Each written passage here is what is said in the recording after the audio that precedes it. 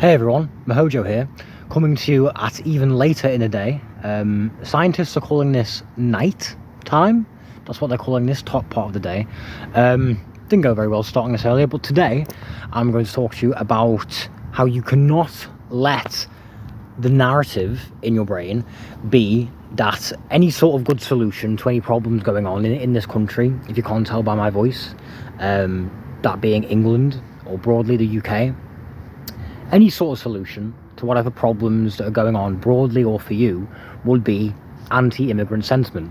I'm making this in the context and the backdrop of quite a few protests and, quite a bit of criminality at these protests being held at these, quote-unquote migrant hotels throughout the UK.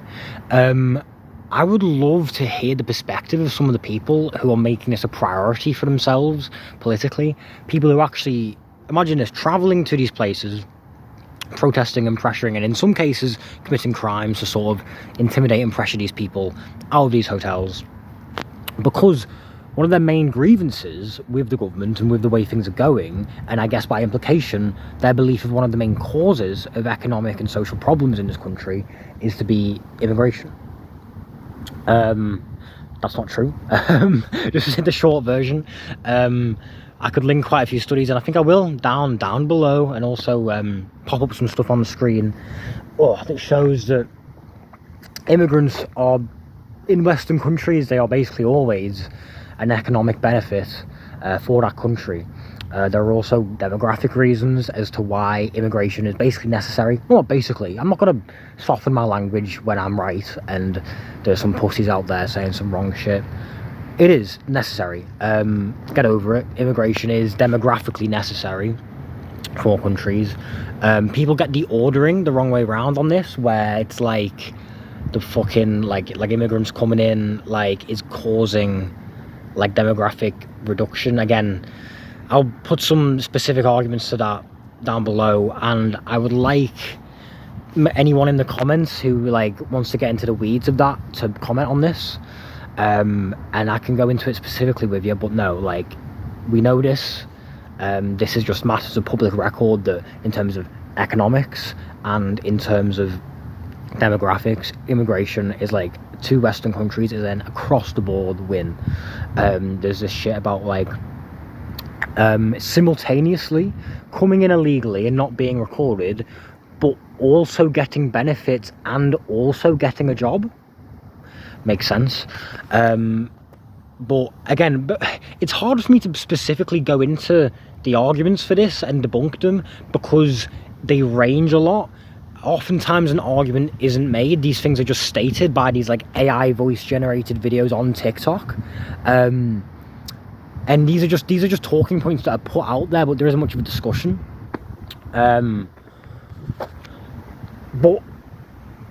So if you want to get into the weeds of it, I'd like to talk person to person. I don't think there's any point in me saying stuff now based on a specific fucking AI video I see on TikTok, because your specific version of this narrative might be different, and you're just going to go, oh, well, that's not it, da-da-da-da.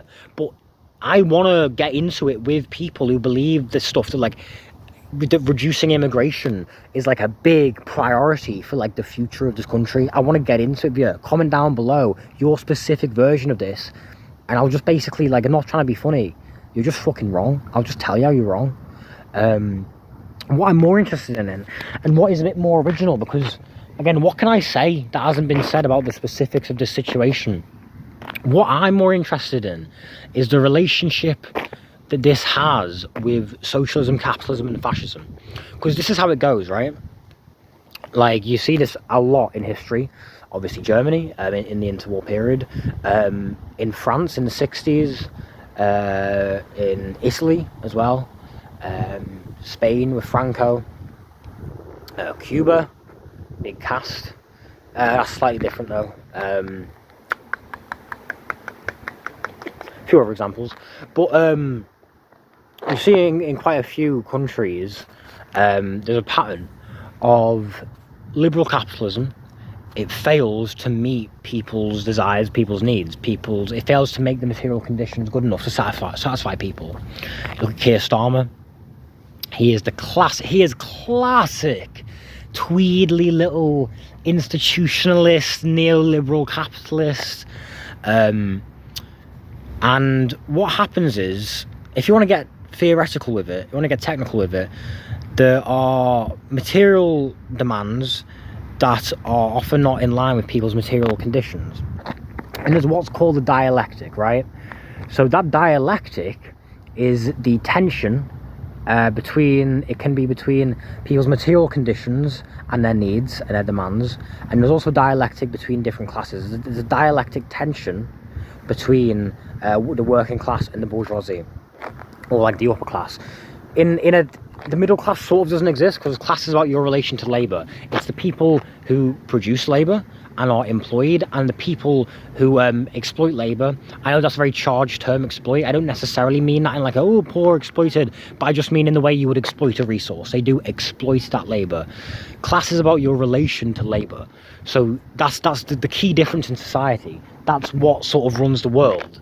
The difference between the bourgeoisie, or the upper class, or the capital class, whatever you want to call it, and the working class. Middle classes doesn't really come into. Middle class is more of like a modern invention. And what you have when you have these tensions, those tensions will be resolved. Now, resolve doesn't mean a good thing will happen. Resolve just means it resolves. Like when you stretch a rubber band, that band might snap. That snapping might be destructive, but that is a resolution. Now, here's the thing: what capitalists will try to do, with their influence over government and with the government culture and with the powers that be being capitalists and capitalist interested, they will attempt to satiate and satisfy and pacify. I don't know if you heard that. Satiate and satisfy and pacify the working class in very unsatisfying ways. They will never address the demands and needs and concerns of the working class, because they can't. Because what that would lead to is socialism. It would lead to workers' ownership of the means of production, which is the only real way out of this. The only real solution is socialism. Because if you want democracy in your government, and you like democracy as a concept in government, you want your say in government, you should also want your say in your workplace. You should want workplace democracy. And that's something that you exercise so much more power over than your government. And you may get disenfranchised and disheartened about government right now, but that's because, firstly, you're 1 out of 70 million, and also the very fact is because we have capitalists running government. That's why you're so disenfranchised and you're so disheartened and so dissatisfied with the political situation, because the working class doesn't have power to exercise over politics. It's a vicious cycle. But how would you fancy, if your company has 100 people in it or 300 people in it, how would you fancy having shared control over your place of employment? Workplace democracy. People should be heard within their workplace. We have it in our public sector. We have it in our government. We fought for centuries and millennia to get it. Those people weren't stupid. Just because you're dissatisfied right now, the working class of the past didn't do that for no reason. There is something here. There is something to fight for. And there is also reasons why many resources, is that right grammatically? Much resource is put in to dissuading the idea that workplace in your democracy in your workplace wouldn't be a good thing. Maybe you deserve that. Maybe you deserve democracy in your workplace. And you see, if the society wasn't designed around the bourgeoisie, these people that control the means of production, this sounds weirdly this sounds overly simplistic, but it's not. Basic guarantee, in a material sense at least, your life would be a lot better. Guaranteed. Because instead of, your council, all of your services being fucked, all of your buses being fucked, the NHS being fucked, everything's being fucked, that's because all of the power and all of the wealth is not owned publicly. It's not shared publicly. It's not controlled publicly. That decision isn't even made. It's not just that it's not shared publicly. That decision is taken away from you. You don't even have the ability to make that decision. It's being made for you. But what happens again and again and again is these things aren't satisfied, and you've got two possible resolutions, right? Well, not two, but let's simplify it to two. Two common resolutions to that. One resolution is that this tension, this dialectic, pressures the government and the state leftward. Where the workers have more power, more towards socialism. That can never happen. They will never ever let that happen. That is no. That is red flag, red alarms ringing, no. What about the other way? Well, you could instead go into fascism. You could go further towards fascism, because fascism, what does it offer? It offers easy populist slogans and easy populist feelings. Keir Starmer can never satisfy you rhetorically. Keir Starmer can never make your blood fire up with what he's saying. Why do you think that is? It's because he comes from a culture, and he himself is somewhat consciously doing that. Partially he's unconsciously doing that because he comes from a culture and a lineage and an environment where that is beaten out of people. But also he is personally, partially aware of what he is doing. Why do you think Liz Truss, Rishi Sunak, David Cameron, go to who you like? Why, despite the fact that they're very well educated people, and in some ways rather smart people, in some ways these people, I know we all like to say, and it's very satisfying to say, oh, they're dumb, and in some ways, sorry, I thought I was going to get fucking run over then. Fucking hell, I just heard a car. All of a sudden, I wasn't a fucking ran over. That would have been the end of the socialist movement. But why do you think all these people going back a long time, not even this decade, let's go back again. Tony Blair, Gordon Brown. Why do you think that all of these people are getting worse rhetorically? They're getting worse at speaking, despite the fact it's satisfying for us to say, oh, they're so dumb.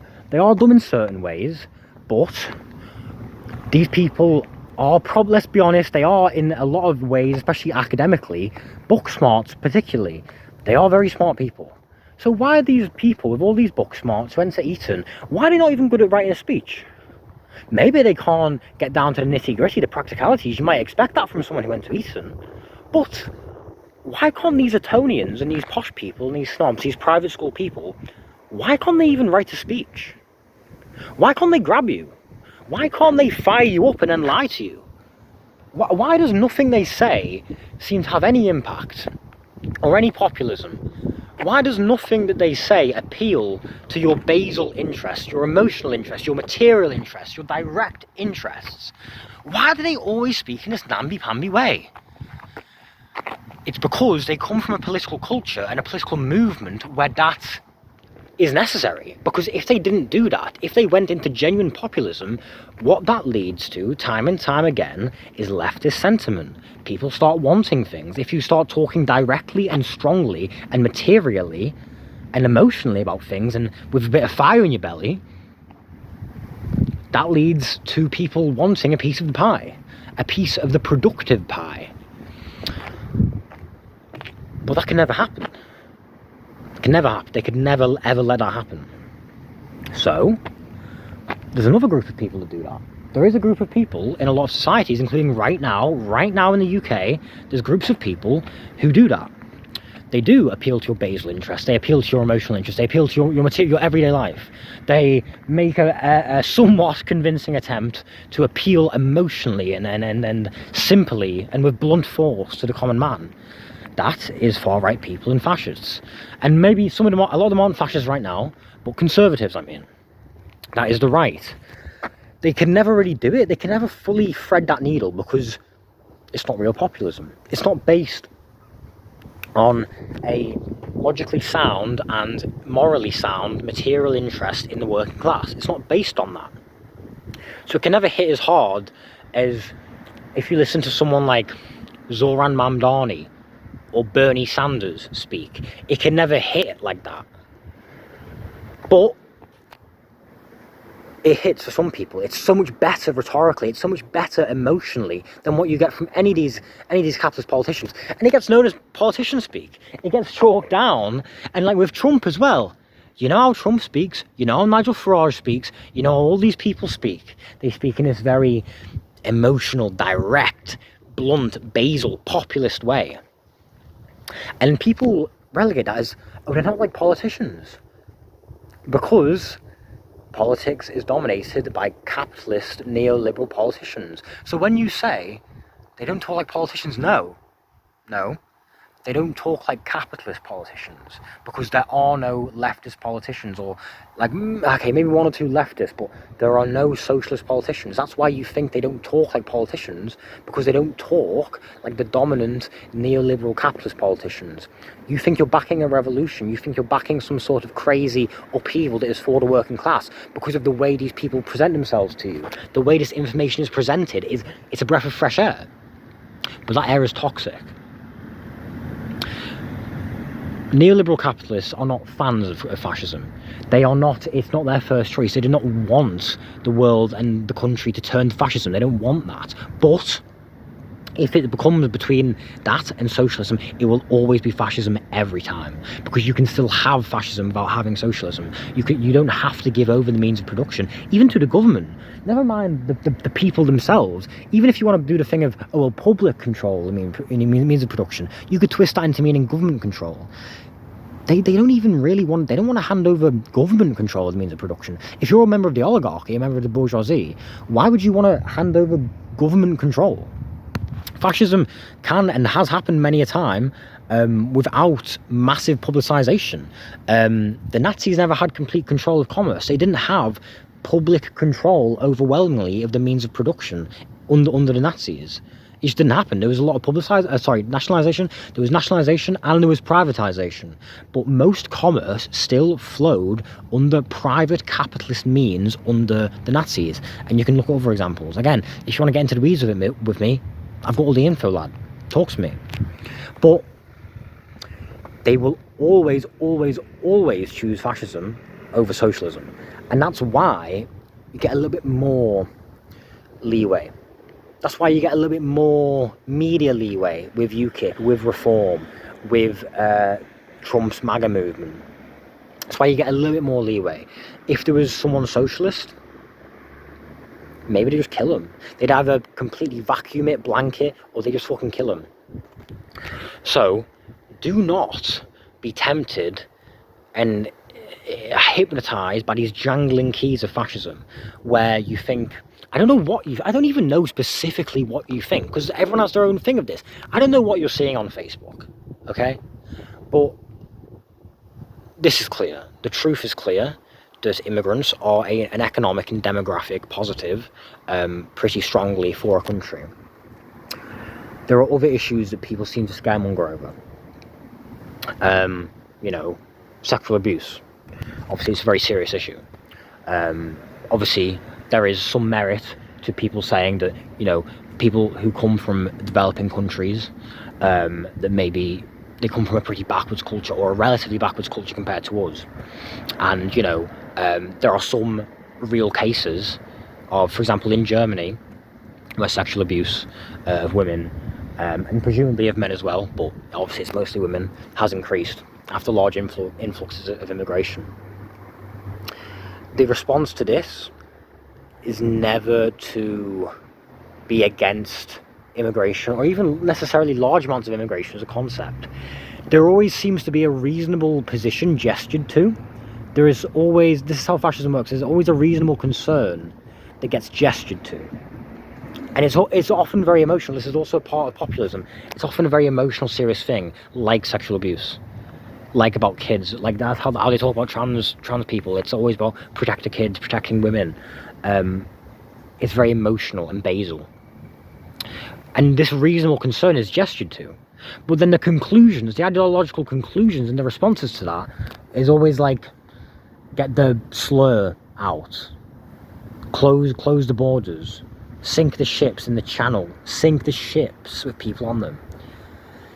It's, you know, it's never, I don't know, educate these people. It's never give these people a 3-month integration course. It's never make complex and nuanced programs to integrate people into a UK way of life, which includes, you know, the respect and freedom of women, the respect and freedom of democracy.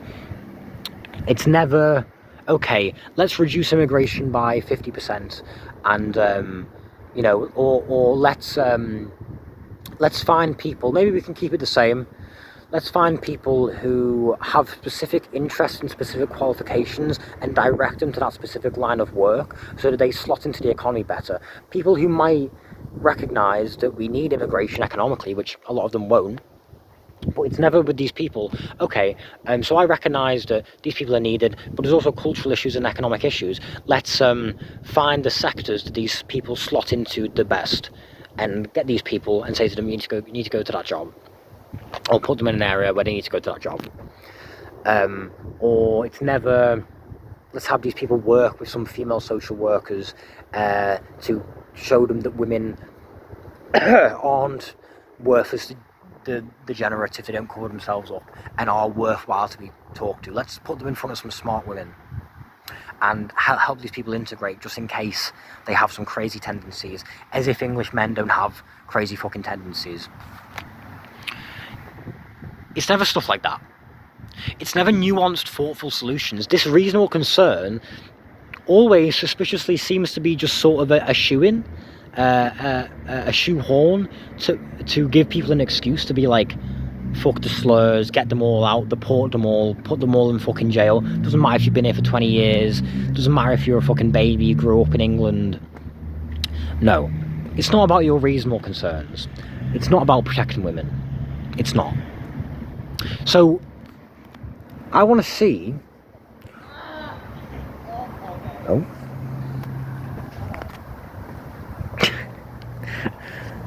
Some crazy sounds. Some fella on a bike. See, that's reverse abuse. Some fella on a bike getting his balls squashed by a girl sitting on his bike. Yeah. But I just heard some guy go, oh! And some girl was sitting on his bloody testicles. Okay. So, I want to see your view of the facts on this matter. About why is this such a massive priority to you? And why do you think that voting in a right-wing government is the way to do this? Why would it not be a left-wing government that potentially has proposals to control immigration? Why aren't you starting a left-wing movement? Why aren't you participating in left-wing movements and making your voice heard and saying, okay, but maybe we also need to control immigration? How many leftists do you actually know? Have you talked to those people about immigration in a reasonable way? Not just get the slurs out, going and screaming outside a hotel with families, and you know what they've done, you know what their lives are like, you don't know if they're bad guys, you don't know if they're going to commit crimes, you don't know if they're going to get a job, you don't know if they're getting benefits, and screaming at them, standing outside a hotel for 6 hours. Maybe you could start a productive, constructive political movement and social movement where the needs of the working class and the demands of the working class can get met, and also you can keep these people that you purport to care about safe, and have economically and socially reasonable immigration policies. Look at the actions and you look at the words of these people, it doesn't seem like that's what they're actually concerned about. So if you are actually concerned about that, if you are actually concerned, talk to me in the comments. Talk to me about the facts. Let's go. Thanks for watching. If you slogged through this video, if you liked it, give it a like. If you want to subscribe, please do. Try and have a good day. Alright, bye-bye.